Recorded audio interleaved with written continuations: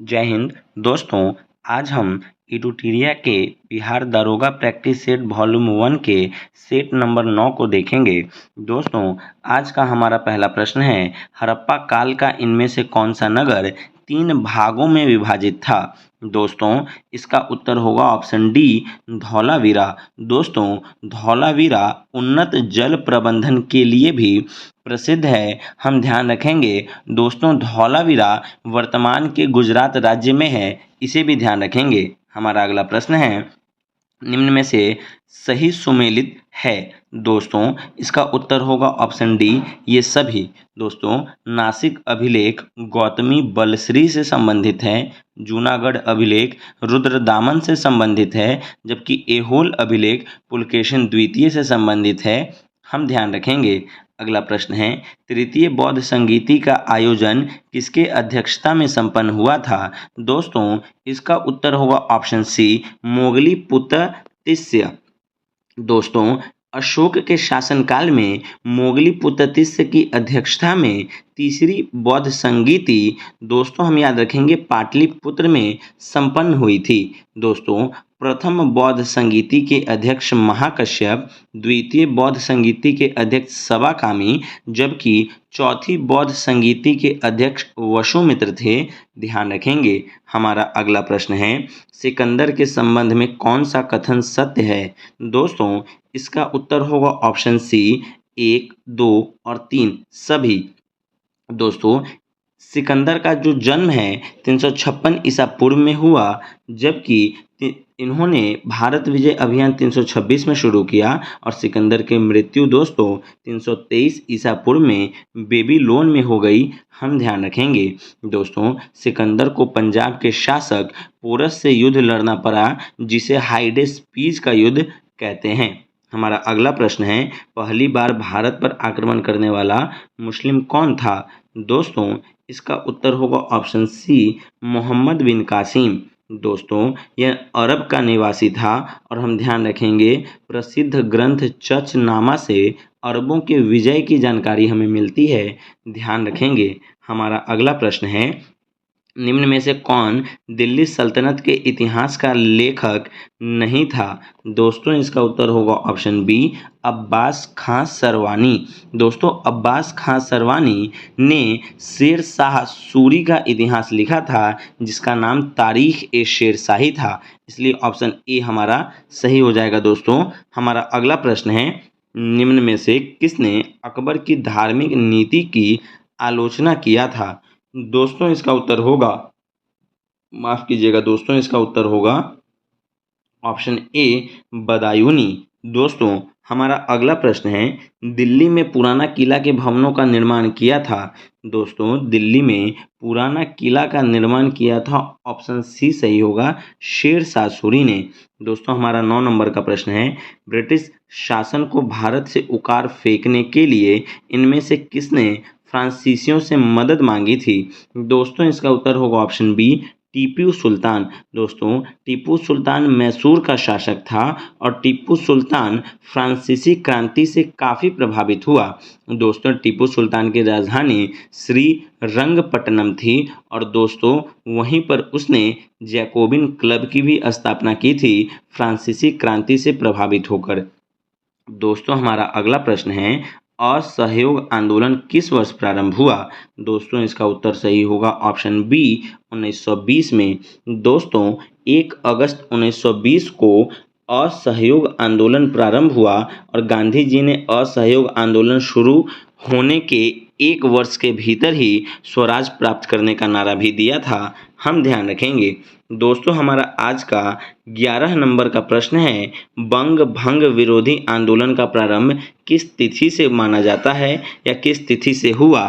दोस्तों, 11 नंबर प्रश्न का उत्तर होगा ऑप्शन बी, 7 अगस्त 1905 ईस्वी से। दोस्तों, बंग भंग आंदोलन की शुरुआत 20 जुलाई 1905 को हुए बंगाल विभाजन की घोषणा के बाद हुई थी। हम ध्यान रखेंगे। दोस्तों, और बंग भंग आंदोलन यानी कि बंगाल विभाजन के बाद हुई थी। हम ध्यान रखेंगे। अगला प्रश्न है, भारतीय स्वाधीनता संघर्ष से संबंधित निम्नलिखित घटनाओं को उनके सही क्रम में रखकर सही कूट चुनिए। दोस्तों, इसका उत्तर होगा ऑप्शन सी 4321, यानी गांधी इरविन समझौता पहले हुआ, भगत सिंह को फांसी उसके बाद हुई, भारतीय राष्ट्रीय कांग्रेस का कराची अधिवेशन उसके बाद, जबकि सबसे अंत में द्वितीय गोलमेज सम्मेलन हुआ था। हम ध्यान रखेंगे। हमारा अगला प्रश्न है दोस्तों, भारतीय संविधान सभा में कुल कितनी महिलाएं थी? दोस्तों, इसका उत्तर होगा ऑप्शन सी 15। दोस्तों, इसमें एक मुस्लिम महिला बेगम एजाज रसूल थी, जबकि अन्य महिलाएं जैसे सरोजनी नायडू, सुचेता कृपलानी, राजकुमारी अमृत कौर दोस्तों, और भी इस तरीके से जैसे विजय लक्ष्मी पंडित, अन्य महिलाएं थी, दक्षयानी, अन्य भी महिलाएं थी, हम याद रखेंगे। अगला प्रश्न है, भारतीय संविधान में से कौन सा अनुच्छेद मानव के क्रय विक्रय तथा बेगार मजदूरी कराने पर प्रतिबंध लगाता है? दोस्तों, इसका उत्तर होगा ऑप्शन ए अनुच्छेद 23। दोस्तों, हमारा अगला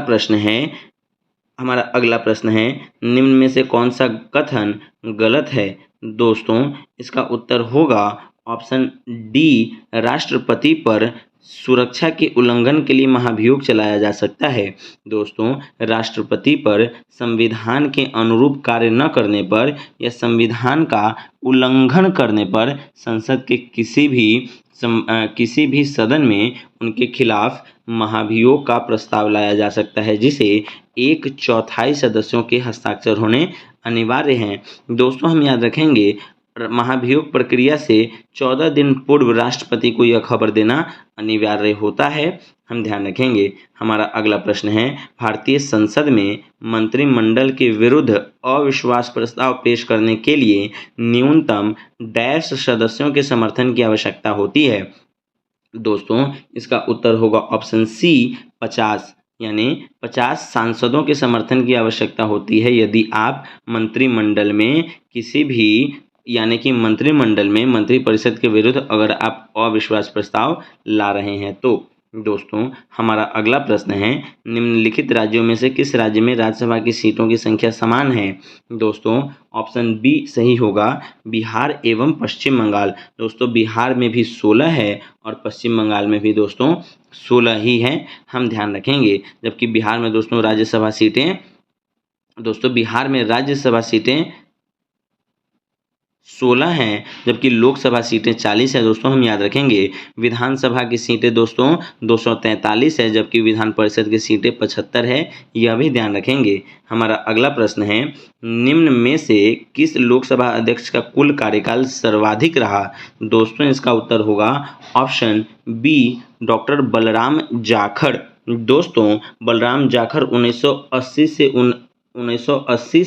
1989 तक दोस्तों लोकसभा के अध्यक्ष रहे, जो कि 7वीं और 8वीं लोकसभा के अध्यक्ष थे, हम ध्यान रखेंगे। कुल इनका कार्यकाल 9 वर्षों का था। हमारा अगला प्रश्न है, इनमें से कौन सा भारत में पंचायती राज की त्रिस्तरीय प्रणाली में से एक स्तर नहीं है? दोस्तों, इसका उत्तर होगा ऑप्शन डी नगर परिषद। दोस्तों, बलवंत राय मेहता समिति की सिफारिशों पर भारत में त्रिस्तरीय पंचायती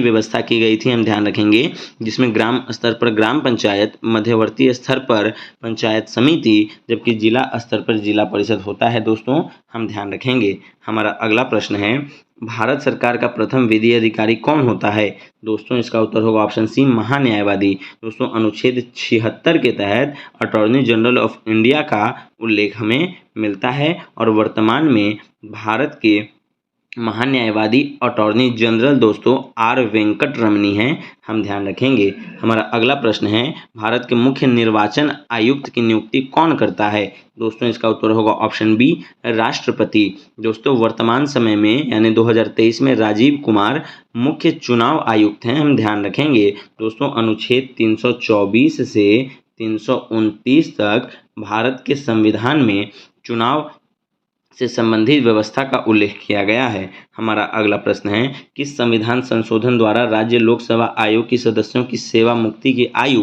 60 से बढ़ाकर 62 वर्ष कर दी गई?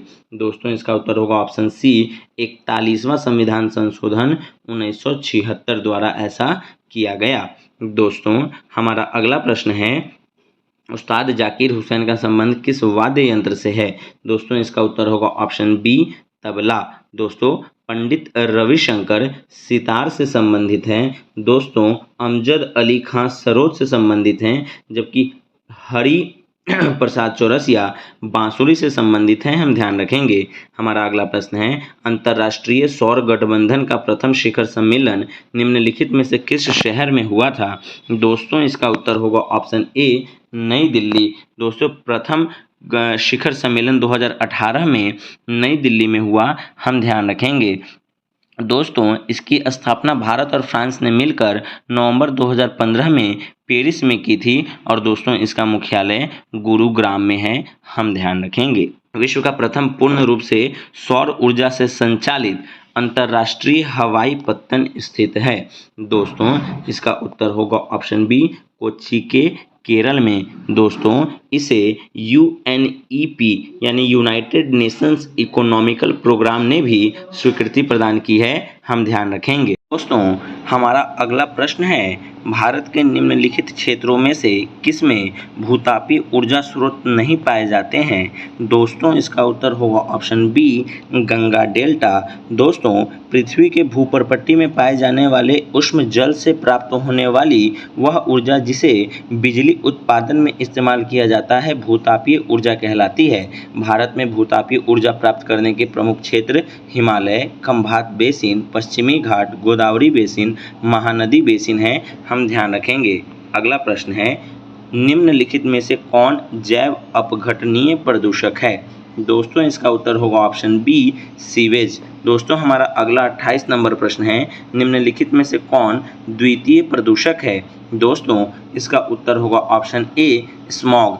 दोस्तों जो हमारे वायुमंडल को, हमारी पृथ्वी को डायरेक्ट प्रदूषित करते हैं वे प्राथमिक प्रदूषक कहलाते हैं, जैसे carbon dioxide, carbon monoxide, sulphur dioxide इत्यादि। अम्ल वर्षा भी दोस्तों प्रथम प्रदूषक है। हम याद रखेंगे। हमारा अगला प्रश्न है दोस्तों 29 नंबर का प्रश्न है, निम्न में से कौन सा जीव मंडल आरक्षित क्षेत्र या बाघ आरक्षित क्षेत्र पूर्वी एवं पश्चिमी घाटों के मिलन पर स्थित है? दोस्तों इसका उत्तर होगा ऑप्शन डी, सत्यमंगलम बाघ आरक्षित क्षेत्र, जो कि दोस्तों तमिलनाडु में है। हम ध्यान रखेंगे। दोस्तों वर्ष 2022 में सत्यमंगलम टाइगर रिजर्व को TX2 अंतर्राष्ट्रीय TX2 पुरस्कार दिया गया है। दोस्तों यह पुरस्कार बाघों की संख्या में दोगुनी बढ़ोतरी के लिए दिया गया है। हमारा अगला प्रश्न है, भारत में बाघ परियोजना कब शुरू की गई? दोस्तों इसका उत्तर होगा ऑप्शन सी, 1973 में। दोस्तों 1973 में बाघ परियोजना, जबकि 1992 में दोस्तों 1992 में हाथी परियोजना शुरू की गई थी। हम ध्यान रखेंगे। हमारा अगला प्रश्न है, सेक्रेनई उत्सव किस राज्य में मनाया जाता है? दोस्तों इसका उत्तर होगा ऑप्शन सी, नागालैंड। हमारा अगला प्रश्न है, राष्ट्रीय प्रतिरक्षा विज्ञान संस्थान स्थित है? दोस्तों इसका उत्तर होगा ऑप्शन बी, नई दिल्ली। दोस्तों राष्ट्रीय विश्व विज्ञान अनुसंधान संस्थान लखनऊ में है। दोस्तों केंद्रीय खाद्य प्रौद्योगिकी अनुसंधान संस्थान मैसूर में है, जबकि भारतीय सांख्यिकी संस्थान कोलकाता में है। दोस्तों हम याद रखेंगे। अगला प्रश्न है, मिस अर्थ इंडिया 2022 की विजेता निम्नलिखित में से कौन है?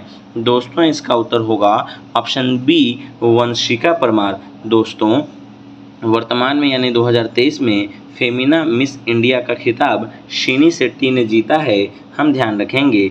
अगला प्रश्न है, यूट्यूब के मुख्य कार्यकारी अधिकारी यानी CEO यानी चीफ एग्जीक्यूटिव ऑफिसर बनाए गए हैं? इसका उत्तर होगा ऑप्शन ए, नील मोहन। हमारा अगला प्रश्न है, भारत तथा अमेरिका के मध्य होने वाले सैन्य अभ्यास टाइगर ट्रायम्फ का आयोजन कहाँ किया गया? दोस्तों इसका उत्तर होगा ऑप्शन बी, विशाखापट्टनम।